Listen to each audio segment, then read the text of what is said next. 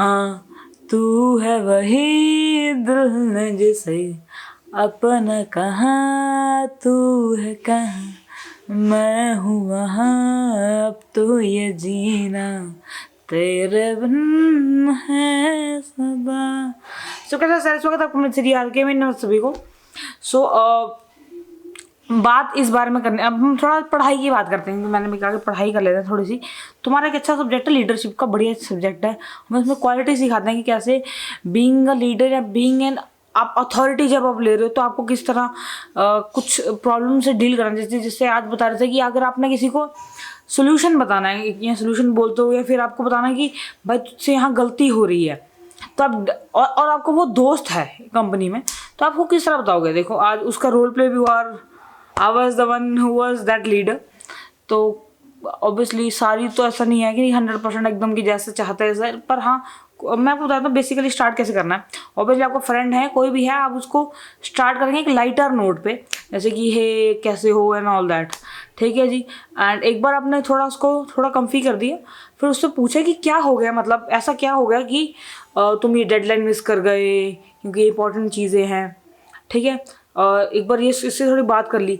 अब मान लो कि वो नॉर्मल अपना एक्चुअल रीज़न दे रहा है कि मेरा ये है, तो आप उसको समझाओ कि आप ऐस किस, और फिर आप उसको दो सोल्यूशन कि अगर तेरे ऐसे ऐसे है तो काम को तो डिवाइड कर, प्रायोरिटाइज कर, पर हर काम को टाइम देना भी ज़रूरी है। एंड उसके बाद सोल्यूशन पे आके बात ख़त्म। पर अगर वो थर्ड स्टेप पे आने से पहले कोई कोई कार्ड खेल रहा है कि बेचारा कार्ड या फ्रेंड्स कार्ड, तब हमें बताया गया, ये अच्छी इंपॉर्टेंट बात है, अभी नोट कर लीजिए कि आपको तब थोड़ा फर्म हो जाना है।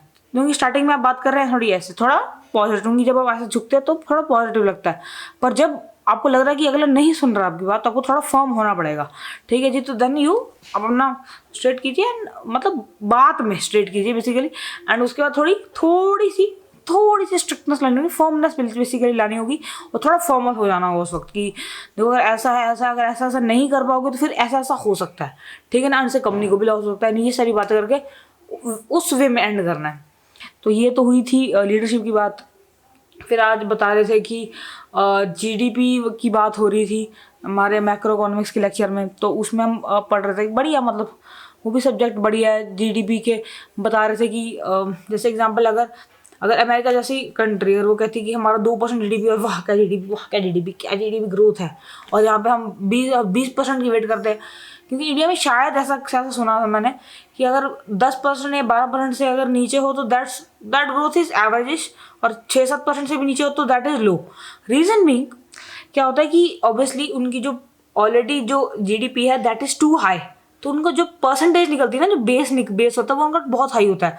फॉर एग्जाम्पल कि अगर उनका एग्जाम्पल के और समझा रहा हूँ, अगर दो नेशंस का, एक का $400 है और एक का $20 है, अगर $400 वाले ने 2% की ग्रोथ दी तो उसका $8 इंक्रीज हो गया जीडीपी। पर जिसका $20 है, ठीक है ना, उसने $2 की ग्रोथ दी, ठीक है, तो कितना बना 10%। इसका कितना है, इसका $2 में कितना बन गया 10%, इसका $8 में 2%। तो समझ रहे हो। तो यहाँ पे हम परसेंटेज कंपेयर करने से अच्छा है कि हम इसलिए कई बार कंट्री सेटिस्फाइड नहीं होती अपनी जीडीपी परसेंटेज ग्रोथ से, क्योंकि वो उतना नहीं कर पाई। और इसको कैसे न्यूट्रलाइज किया जाता है कि आप उसके नंबर्स पे, फैक्ट्स पे ले जाइए। जैसे अगर उसने 8 किया, अगर 20 वाला भी 8 करता है, ठीक है ना, तो तब जाके परसेंटेज इसकी बन जाएगी 16, इसकी 2%। पर बात काम बन जाएगी कि अब वो थोड़ा इक्वली मेहनत कर रहे हैं, इक्वली ग्रो कर रहे हैं, परसेंटेजेस लगे। लेकिन अब क्या हुआ, जब विद टाइम जब ये कंट्री 8 की जगह पे ये 10 करेगी, $10 ये करेगी, $8, तो विद टाइम ये कंट्री भी ग्रो करती करती मतलब लेवल बैलेंस करने की कोशिश करेगी, ऑब्वियस सी बात है। फिर बता रहे थे हमें कि कौन कौन सी कंट्रीज जल्दी अपने आप को डेवलप मॉडर्नाइज करने लगे थे इकोनॉमिक्स के बेसिस पे। तो सबसे पहले इसमें स्टार्ट किया था यूरोप ने, एंड कहते हैं western Europe was the first one जो काफ़ी हद तक डेवलप हो चुके थे स्टार्टिंग में ही। एंड उसके बाद अमेरिका वगैरह करके एशिया, इंडिया ने तो आई गेस कर जाते अगर यूरोप वाले कब्जा ना करते तो, पर इसलिए हमारा थोड़ा लेट हो गया, हमारा मिड-90s तक चला गया।